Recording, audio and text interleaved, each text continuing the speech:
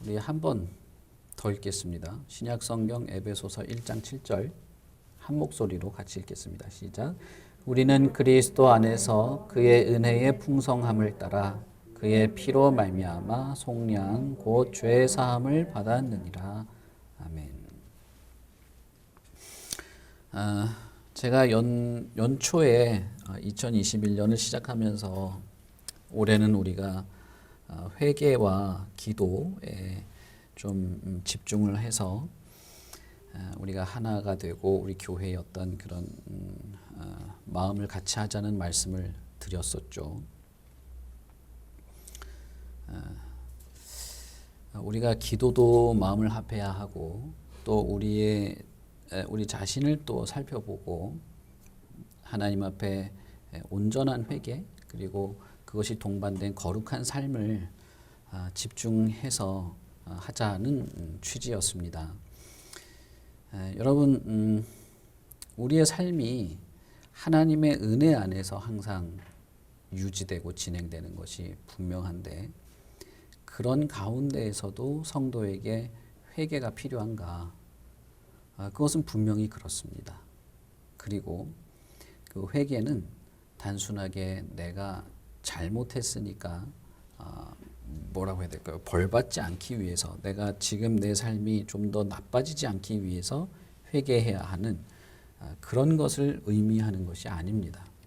기독교에서 말하는 회개는 더 많은 의미가 들어있고 오히려 이 회개는 하나님의 은혜를 경험하고 하나님의 은혜를 감사하게 되는 그런 내용이 되는 것입니다. 그래서 연초부터 우리가 회개에 좀 마음을 씁시다. 하나가 됩시다. 우리가 기도에 좀 더 하나가 됩시다. 이렇게 말씀을 드렸던 것이죠. 은혜와 관련되어서 그런 면에서 제가 오늘 회개에 관련된 말씀을 드리려고 하고 우리가 좀 말씀을 좀 나누어 보기를 바랍니다.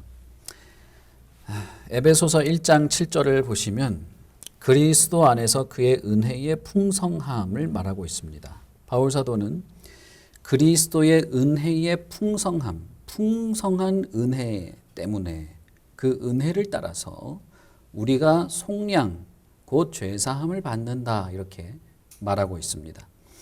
그러니까 다시 말하면 저와 여러분이 교회 안에 있는 모든 사람, 다시 말하면 그리스도의 구속의 은혜 안에 있는 모든 사람은 그 은혜가 너무나 풍성해서 죄사함을 받게 됩니다. 이렇게 말하고 있는 것이죠.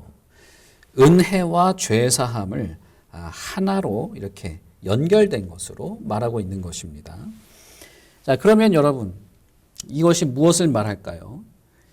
은혜라고 하는 것이 다시 말하면 죄사함을 얻게 하는 것이라고 한다면 은혜가 누구에게 필요한 것인가? 그것은 죄가 용서를 받을 필요가 있는 자들에게 은혜가 있는 것이다. 이렇게 말할 수 있겠죠. 그 말은 무엇입니까? 그 말은 누군가가 그리스도의 은혜의 그 풍성함을 누리게 되는 사람이 있다면 그 사람은 그 은혜 안에 담긴 많은 것들을 이제 누리게 되겠지만 그 안에 분명히 죄를 용서받는 것이 있다는 것이고 반대로 말하면 그는 용서받아야 할 죄가 있는 자이다라는 말이 되는 것입니다.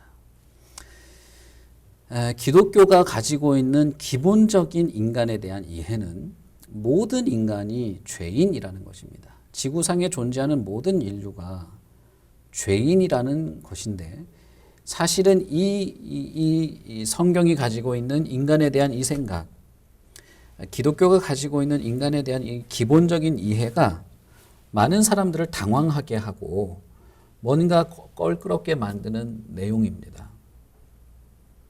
그것은 문답무용이에요. 뭘 이유를 대고 자시고 할 것이 없이 모든 인간이 죄인이라고 하는 선언으로부터 시작하기 때문입니다. 그러나 우리가 읽은 성경, 여태까지 우리가 또 은혜에 대해서 살펴본 것들을 생각해 보시면 이것이 하나님의 은혜 안에서 있게 되는, 하나님의 은혜 안에서 우리가 발견하게 되는 자의식 혹은 인간에 대한 이해라는 사실도 알게 될 것입니다.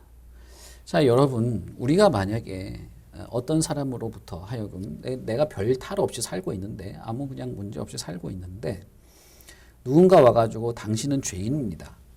당신은 너무나 큰 죄인이어서 죽어야 됩니다. 지금 죽을 수밖에 없을 것입니다. 이렇게 말한다면 여러분 어떻겠습니까? 무척 당황스럽겠죠. 오히려 화를 내거나 할지 모릅니다. 대부분의 사람들이 자기가 실제 죄가 있다 할지라도 그 죄가 드러나거나 누군가에게 지적을 받으면 화를 내거든요. 오히려 자기가 더 화를 내고 더 흥분하고 죄를 숨기기 위해서 그러는 경향이 있는데 그런 인간의 일반적인 이 본성에 비추어 본다면 누군가 당신은 죄인입니다 라고 말하는 이 사실은 사실 매우 불편한 것이죠. 불편하고 당황스러운 것입니다. 그렇게 본다면 여러분 기독교 복음을 전한다고 할 때 복음을 전하는 것이 얼마나 이 현대 사회에 걸맞지 않는 것인지 몰라요. 복음이라는 것 자체가 죄인인 당신을 하나님께서 용서하시고 구원해 주시려고 합니다 라는 것을 전하는 것이잖아요. 현대 사회가 가지고 있는 근본적인 생각은 인간에 대한 아주 정말 무모할 정도의 긍정적인 생각을 가지고 있는 경우가 많습니다. 그래서 한참 유행하던 것이 내 탓이 아니야 뭐 이런 거 있잖아요. 내 탓이 아니야 다 남 탓이라는 말 아닌가요? 그거는 어릴 때 부모님한테 받은 그 트라우마가 있어서 그래. 뭐 다 이런 식이고 너는 특별한 사람.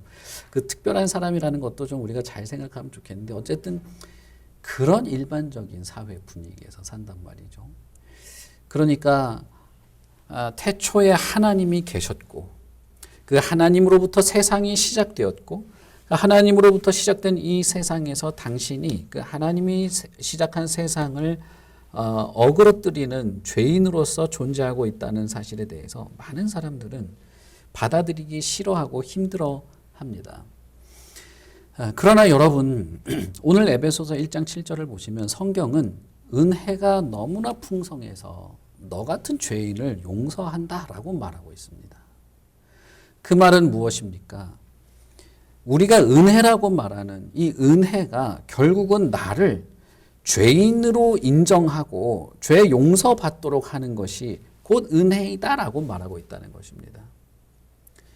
이것이 정말 기독교의 독특한 점이라고 할 수 있어요. 여러분, 죄를 깨닫는 것, 다시 말하면 내가 죄인이라는 사실을 알게 되는 것, 그리고 내가 죄가 있다는 사실을 깨닫는 것이 어떻게 은혜일 수 있을까요? 이것을 성경은 왜 은혜라고 말하고 있을까요? 우리는 여기에서부터 오늘의 말씀을 시작을 해봐야 합니다. 성경은 태초부터 하나님이 있었다라고 시작합니다. 하나님이 어떻게 있었는지, 왜 있게 됐는지, 그가 무엇으로 구성되었는지 그것을 설명하지 않아요. 성경은 하나님의 행하시는 일들과 하나님 자신에 대해서 이유를 달지 않습니다. 그냥 선언하고 선포할 뿐이에요. 그 이상을 우리가 알 수도 없고 이해한다고 이해되지도 않는 것이겠죠. 이해하려고 한다고 해서. 태초에 하나님이 계셨고 하나님은 세상을 만들었고 그것은 곧 하나님 자신의 자유롭고 기쁘신 뜻을 따라서 된 것이었습니다. 인간도 마찬가지예요. 이 세상에 존재하는 모든 피조물이 그렇게 존재하게 되는 것입니다. 성경의 이 명확하고 확고부동한 이 선언에 대해서 많은 사람들은 인정하지 않습니다. 인정하지 않는 이유가 그냥 인정하기 싫어서 인정하지 않는 거예요. 다른 게 없습니다. 그냥 우주가 폭발로 인해서 시작되었다. 혹은 모든 생명체가 단세포 아메바에서 진화됐다. 이건 믿을지언정 인간의 기원에 대해서 설명하는 이 성경의 설명에 대해서는 그냥 우스운 이야기로 취급해 버립니다. 근데 여러분 아메바에서 이런 고등생물이 진화되었다는 증거가 어디 있습니까? 뭐 누군가는 말하겠죠. 화석을 이야기할 수도 있고 세포를 이야기할 수도 있고. 그런데 정말 그러냐는 거예요. 그것이 증명된 적이 있습니까? 만약에 그렇다면 지금도 아메바가 고등생물로 진화하고 있는 중이어야 되는데. 그래서 이게 제가 과학에 무지해서 그런지 모르겠으나 제가 보기에는 똑같은 것이죠. 그리고 그 하나님의 모든 섭리 속에서 오직 유일하게 인간만이 자유의지를 가지고 하나님과 교제하도록 만들어졌다고 말해요. 창문을 조금 여시죠.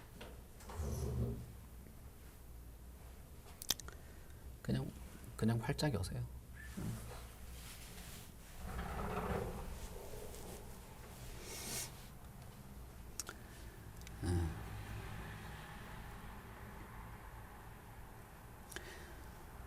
그래서 인간은 매우 독특한 존재였습니다. 하나님과 아주 독특한 관계를 가지고 있었어요.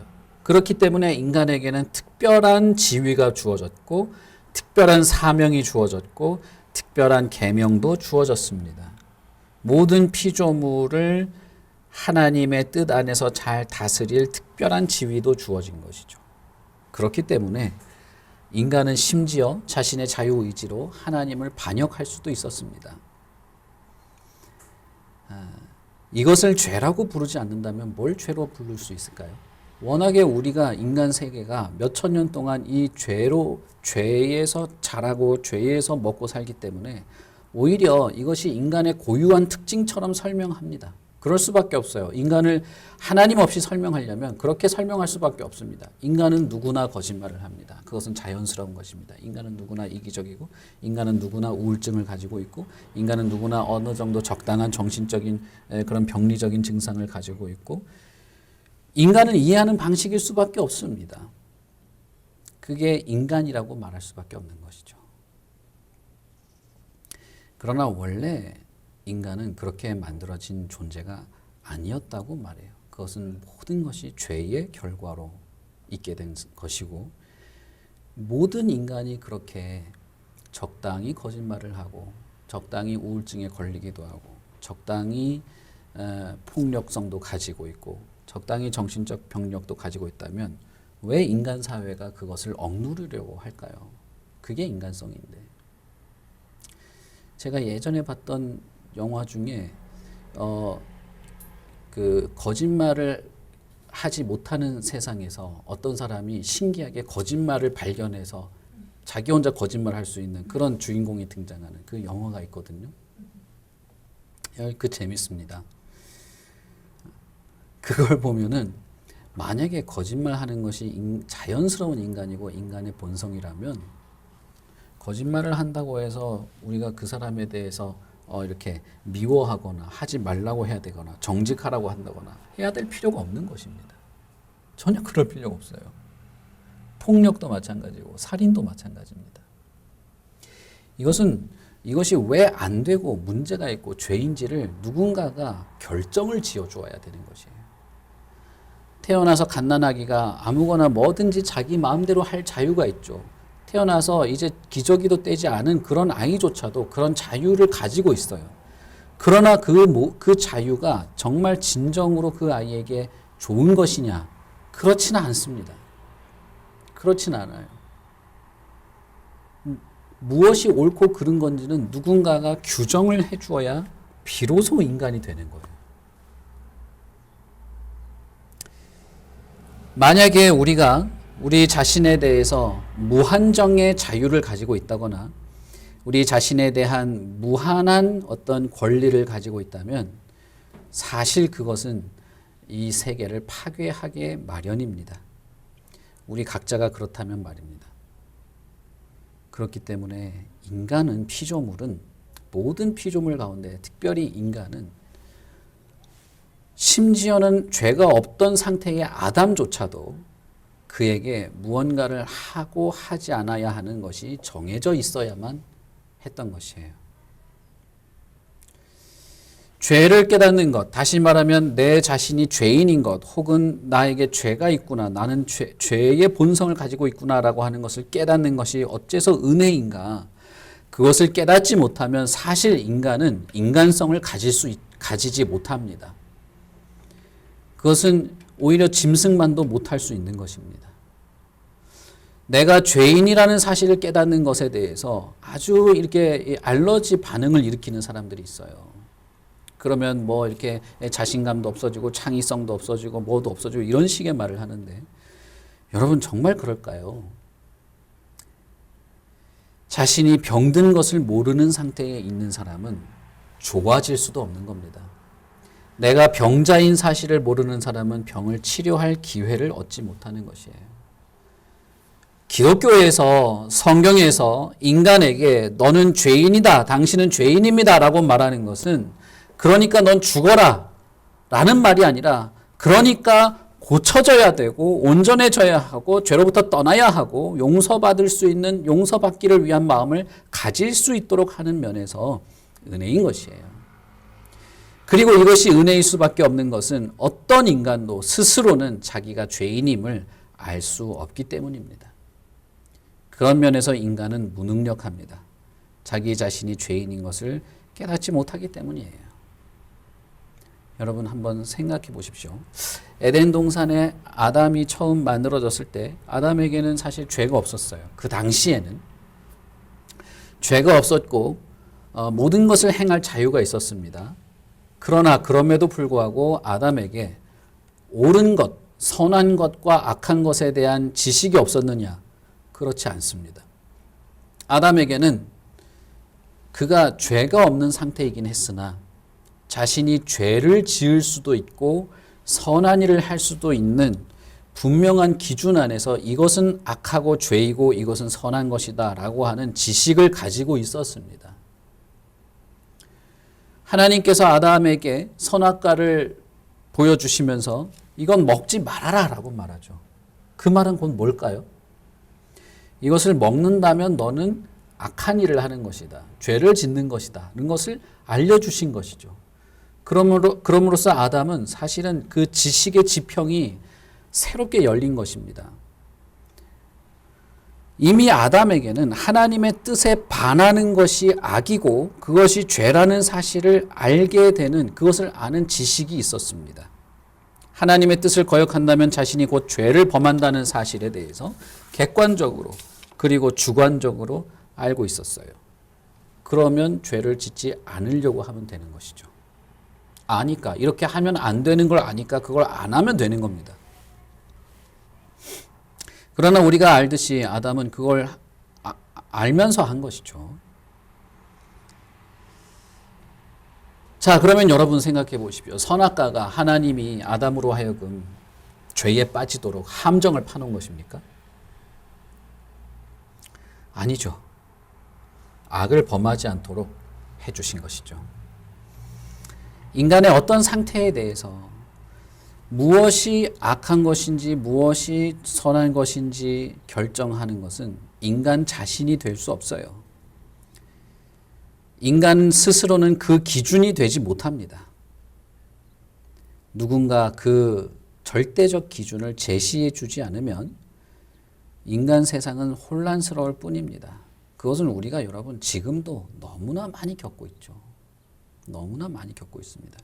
인간에게 그 절대적인 기준을 가져오려고 하는 순간 수많은 것이 다 상대적인 것이 돼버려요.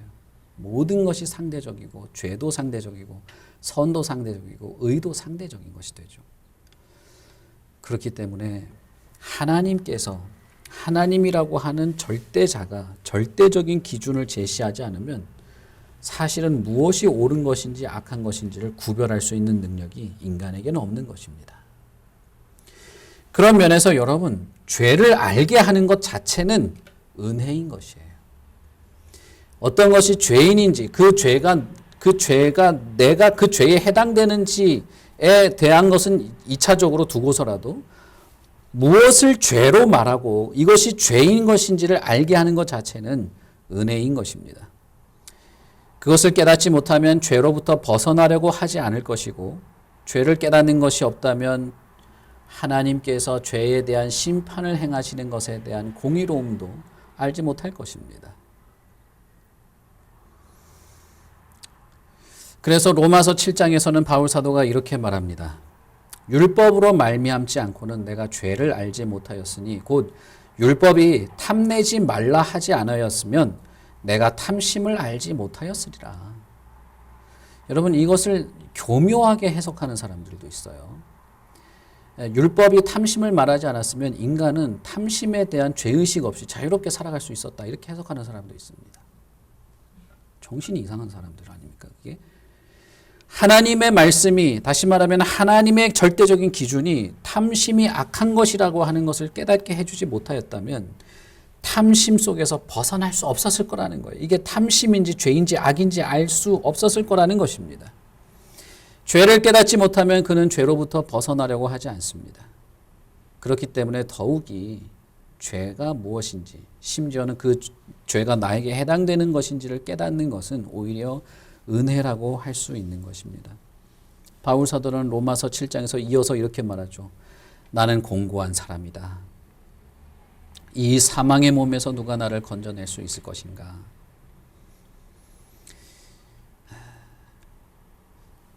죄를 깨닫는다는 것은 또 한편 왜 은혜가 되느냐 하면 이 죄로부터 내가 벗어날 수 없는, 나는 정말 지극히 무능한, 죄를 해결할 수 없는 자라는 사실을 깨닫게 하기 때문에 이것은 은혜입니다.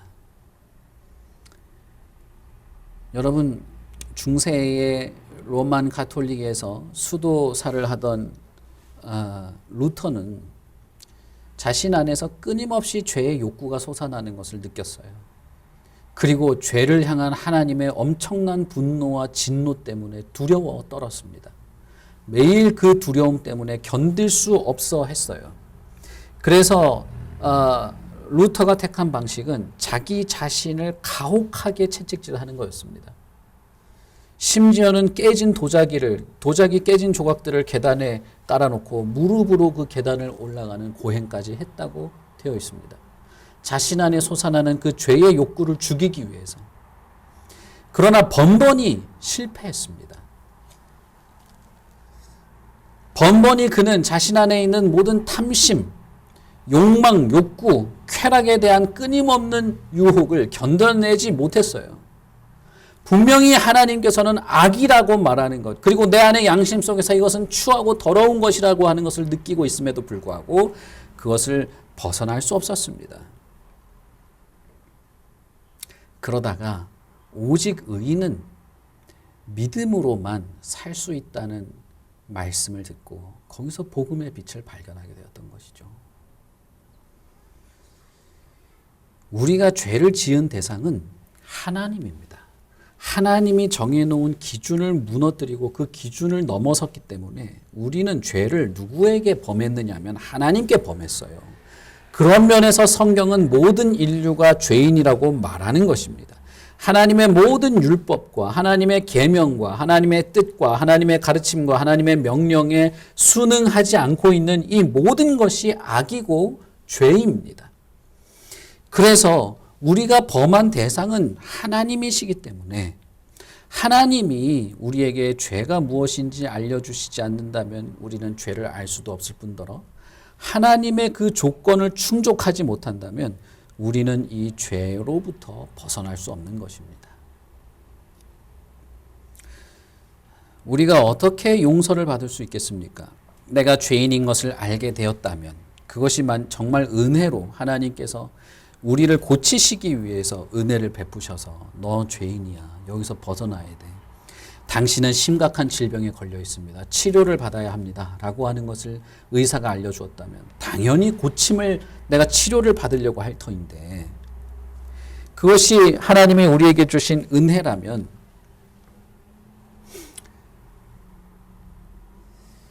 내가 죄인임을 깨달은 자는 분명히 그 은혜를 누리는 그 과정에서, 그 순간에서 이 죄를 해결하고자 할 것입니다. 그렇게 할 것인데 정작 자기 안에는 그 죄를 해결할 어떤 능력도 없다는 것, 그것 때문에 절망하기 마련인 것이죠. 그러나 그것은 당연합니다. 왜냐하면 우리가 죄를 하나님께 범했기 때문이에요. 이 죄는 혼자서 무언가를 버린 것이 아닙니다. 이 죄는 하나님과의 인격적 관계에서 하나님에게 한 어떤 행위예요. 그러니 여러분, 이 죄가 용서받는다고 하는 사실은 하나님 편에서 용서를 하셔야지 되는 것이지 여러분이 마음 안에서 괜찮아 라고 한다고 이 죄를 해결하거나 용서받을 수 있는 문제가 아니라는 거예요. 많은 경우에 기독교, 교회 안에서도 이 죄를 해결하는 것을 자기 자신의 어떤 영적인 평안 혹은 뭐 안심 내지는 뭔가 돌을 닦아서 내가 어느 정도 마음이 좀 이렇게 건강해지는 것 정도로 생각하시는 분들이 무척이나 많습니다. 여러분, 그러나 그것을 은혜라고 말하는 게 아니에요. 여러분, 예전에 제가 몇 번 얘기했죠. 예전에 우리 전도연 씨 나오는 그 밀양이라는 영화를 보시면은 그 전도연 씨가 자기 아들 납치당하고 죽은 사람 죽어가지고 납치범이 감옥에 갇혀 있는데 그 사람 용서해야 된다고 막 꺽꺽 울면서 막 속 한번 울고 나서 속이 후련해진 거 생각하면서 용서한다고 찾아가는 그런 장면들이 나오거든요.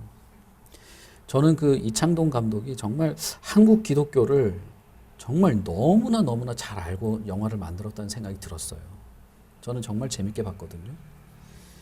진짜 한국 기독교를 그렇게까지 적나라하게 영화로 만들 수 있었을까 싶을 정도로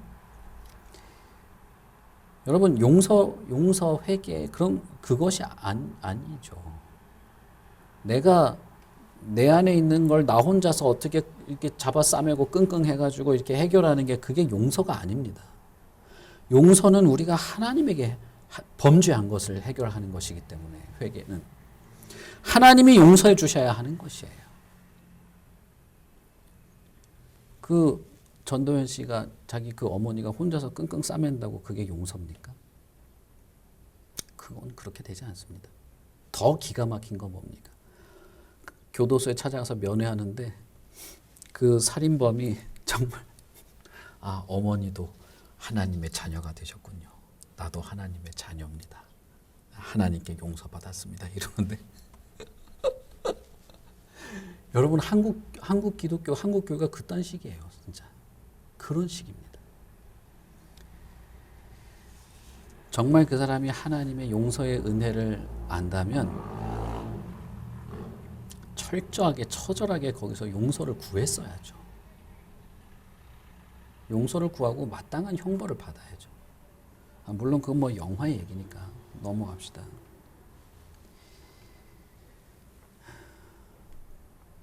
하나님의 계명을 완전히 지키지 못하는 이 죄의 속박 안에서 하나님의 기준을 벗어난 죄인들, 이 인간들이기 때문에 하나님의 은혜는 결국 우리로 하여금 죄인임을 깨닫게 하고 내가 이 죄의 두려움을 알게 하고 죄로부터 벗어나기 위해서 하나님 앞에 나와서 하나님께 용서를 구하게 하는 것이 하나님의 은혜인 것입니다. 여러분, 하나님 앞에 나와서 용서를 구하고 하나님께서 우리를 용서하시는 것이 은혜예요. 그래서 그리스도의 그 은혜의 풍성함이 그분의 대속의 피로 말미암아서 우리를 용서하신다고 말하고 있는 것입니다. 하나님의 용서는 그냥 아무렇게나 주어지는 것이 아닙니다. 우리를 너무 사랑하니까, 하나님은 너무 사랑이 많으니까 그냥 우리한테 용서를 뿌리듯이 뿌리는 분이 아니에요. 하나님의 은혜는 얼마나 우리의 마음과 생각을 사로잡는 것이냐 하면 내가 하나님 앞에서 죄인이라는 사실을 느끼기 시작하고 그것이 나에게 너무나 큰 애통함이어서 하나님 앞에 나와서 용서를 구하게 하게 하고 하나님께서 우리에게 베푸시는 용서의 은총을 확신하도록 하는 것이었습니다. 그래서 그것을 은혜라고 부르는 것입니다. 여러분, 하나님께서 우리가 죄인인 것을 알게 하는 것, 내가 정말 죄인인가? 난 그냥 아무 생각 없이 살았고 내가 정말 건실하게 살았는데 왜 죄인이라고 하는가? 하나님을 알지 못하는 것, 하나님의 말씀에 따르지 못하는 것, 하나님의 선함을 무시하고 살아온 것이 정말 죄인인가? 이것이 죄로 깨달아지게 하는 하나님의 은혜가 있는데 그 죄의 무서움을 알게 되는 순간부터 지옥의 두려움을 경험하게 되죠. 그러나 그것만 있는 것이 아니라 이 죄로부터 벗어날 길이 있다는 사실을 알게 함으로써 결국은 하나님께로 나아가게 하는 결국은 우리 죄를 용서하시기 위해서 이 땅에 오신 그리스도께 나아가게 하는 이 은혜가 있는 것이에요. 그러니 회개가 없는 곳에는 용서도 없기 마련입니다. 어느 누구도 회개 없이 예수를 믿지 않습니다. 어느 누구도 회개 없이, 말을 좀 다시 말씀드릴게요. 어느 누구도 회개 없이 용서를 받지 않습니다. 하나님의 용서의 은총을 경험하지 않습니다.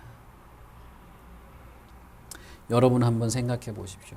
내가 무서운 병에 걸렸는데 그 병에서 벗어나고 싶지 않은 사람이 어디 있을까요?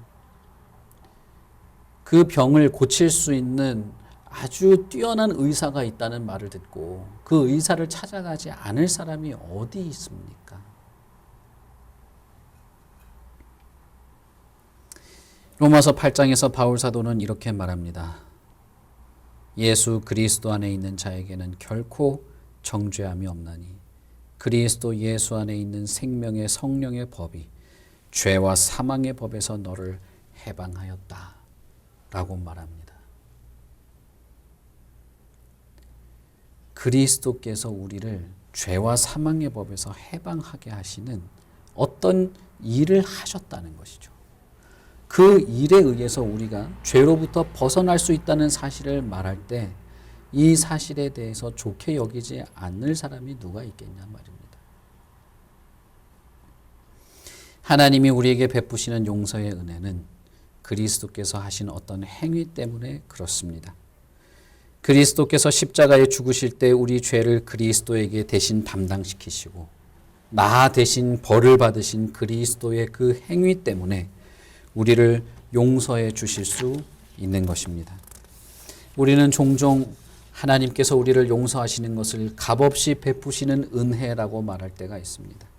그러나 이것이 아무 대가 없이 주어지는 은혜라는 사실이 아닙니다.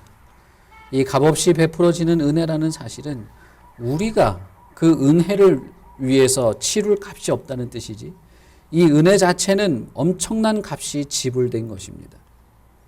죄인에게 부어질 하나님의 끝없는 진노를 예수님에게 대신 쏟으시고 그 예수께서 나를 대신하여 그 모든 진노를 당하시고 죄인 취급을 당하셔서 하나님으로부터 버림당하고 심판의 형벌을 당하신 대가로 저와 여러분이 용서를 받는 것입니다. 그렇기 때문에 이 은혜는 하나님께서 우리에게 용서를 베푸시기 위해서 하신 그 모든 엄청난 희생의 대가를 의지해서 나를 용서해 달라고 구하게 되는 것이에요. 하나님이 우리에게 베푸시는 용서의 은혜라고 하는 것은 그리스도께서 이렇게 나를 대신하여서 벌 받으신 바로 그 대속의 은혜를 말하는 것이기도 합니다. 하나님이 우리의 마음과 우리의 생각과 삶을 돌이키고 우리 또한 우리의 죄악된 삶에서 돌이켜서 하나님을 향하는 것은 그리스도의 엄청난 희생의 결과입니다. 그렇기 때문에 우리는 그리스도의 이 엄청난 희생을 생각하며 하나님께 나를 고쳐주시라고, 나를 용서해 주시라고 구할 수 있는 것입니다. 자, 여러분, 그렇다면 하나님께서 우리를 용서하시는 것은 무조건 용서하시는 것이 아니죠. 내 죄를 깨닫고 내가 죄인인 것을 비참하게 생각하고 죄로부터 돌이켜서 구원을 얻고자 하는 회개를 통하여서 용서하시는 것입니다. 그런데 죄를 깨닫는 것도 하나님의 은혜고 이 죄를 비참해하는 것도 하나님의 은혜이고 죄로부터 돌이켜서 하나님께 용서를 구하는 것도 은혜이고 마침내 하나님께서 우리에게 용서를 베푸시는 것도 은혜이기 때문에 이 모든 것이 다 은혜인 것입니다. 여러분, 저는 여러분들에게 자, 죄인인 거 인정하십시오. 시인하십시오. 빨리 하세요. 이렇게 강요하고 싶지 않습니다. 그것은 강요한다고 되는 것도 아니에요. 내가 정말 죄인이구나. 내가 악한 존재로구나. 하나님이라고 하는 분이 계신데 그분을 내가 지독하게 싫어했구나. 그분의 말씀과 그분의 계명과 그분의 뜻을 내가 어기며 살았는데 이것이 나를 무척이나 비참한 자로, 이것이 나에게 정말 악하게 여겨지고 나를 정말 지옥의 형벌에 떨어뜨리는 것이었구나를 깨닫는 하나님의 은혜가 있기를 바라는 것입니다. 여러분, 그러니 주위에서 한번 들어보십시오. 저 목사라는 사람이 왜 자꾸 저렇게 목에 핏대를 세우면서 왜 자꾸 저렇게 얘기를 하는가. 한번 마음을 열고 들어보세요. 여러분, 저기 누군가가 와가지고 당신은 죄인입니다라고 말하는 걸 누가 기분 좋아하겠어요? 목사라고 그런 말 하는 게 정말 재밌겠습니까? 이런 말 하면 교회에 쉽게 안 나올 것 같은데 어떻게든 예수 믿고 구원받고 복 받으십시오. 이런 말부터 하고 싶죠.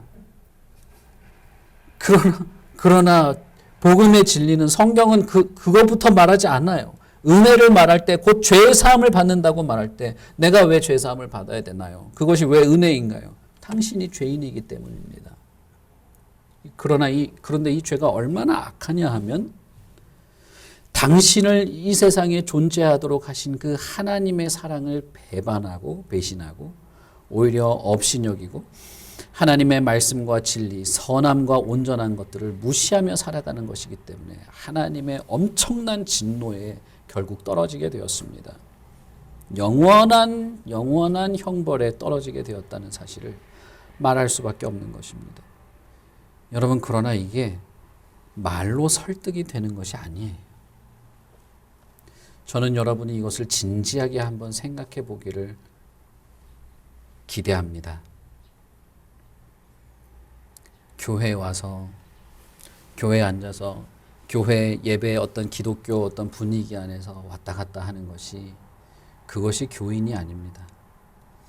그리고 어떻게 하다 보니까 좋은 일도 한 번씩 생기고 그런 것이 은혜가 아니에요.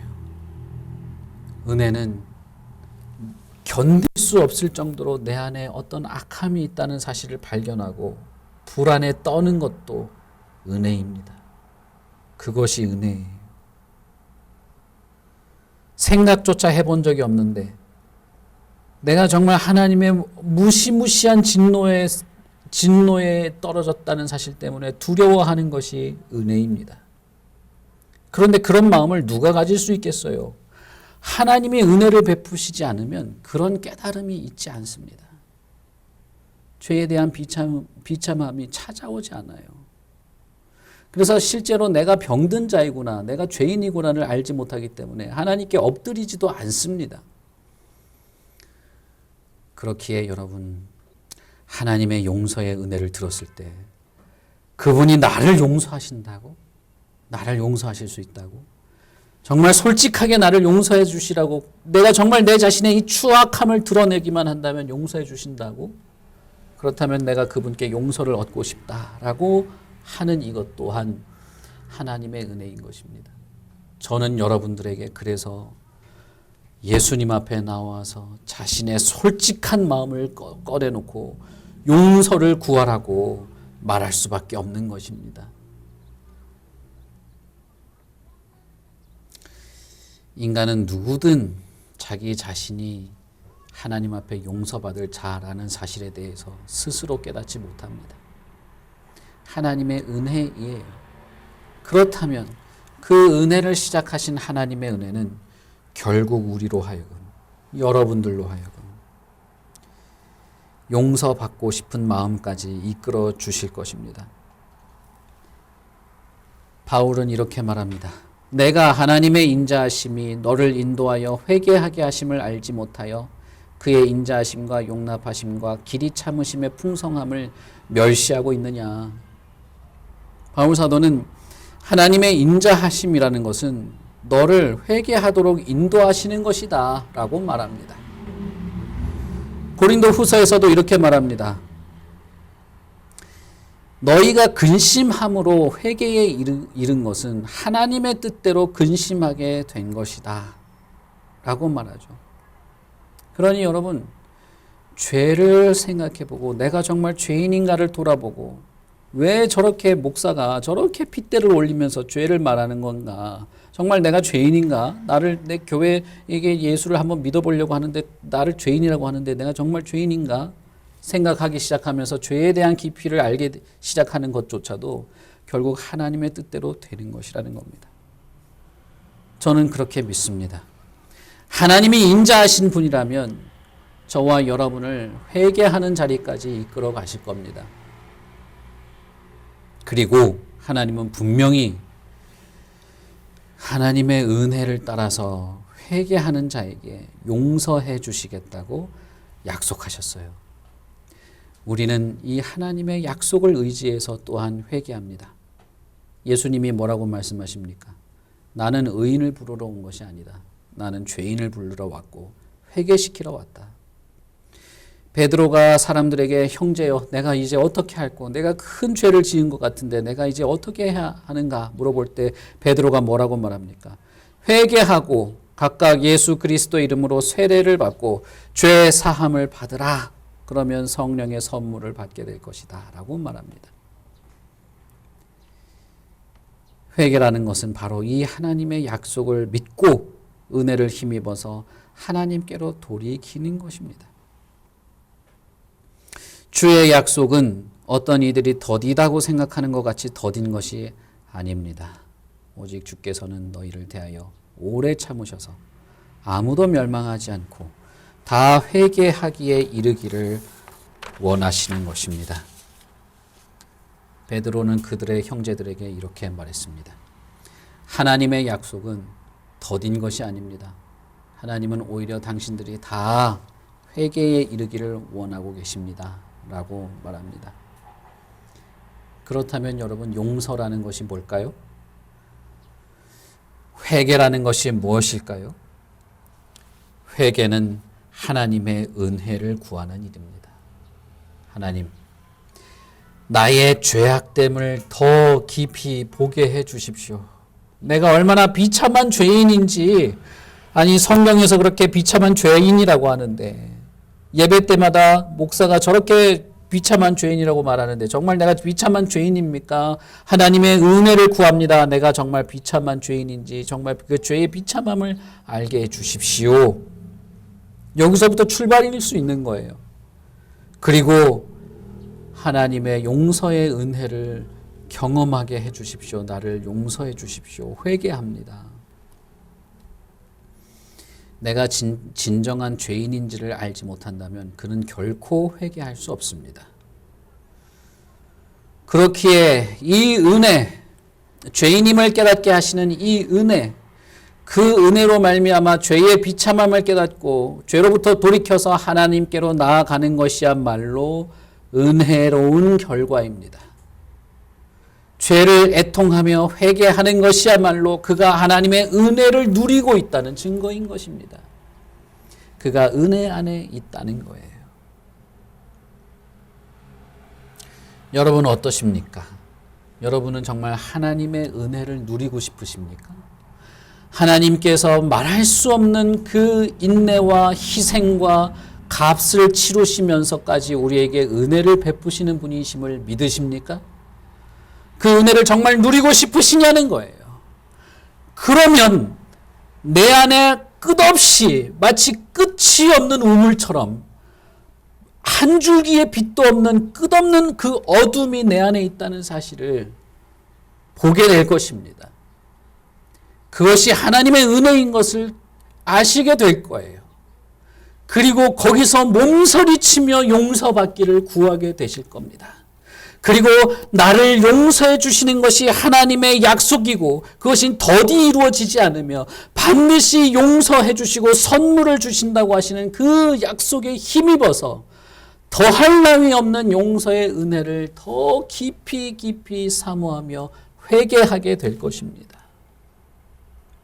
여러분 우리 교회가 회개합시다. 정말 회개의 은혜를 누립시다 라고 하는 말은 단순히 어디 와서 이렇게 막 울면서 무슨 분위기를 만들자는 것이 아니에요.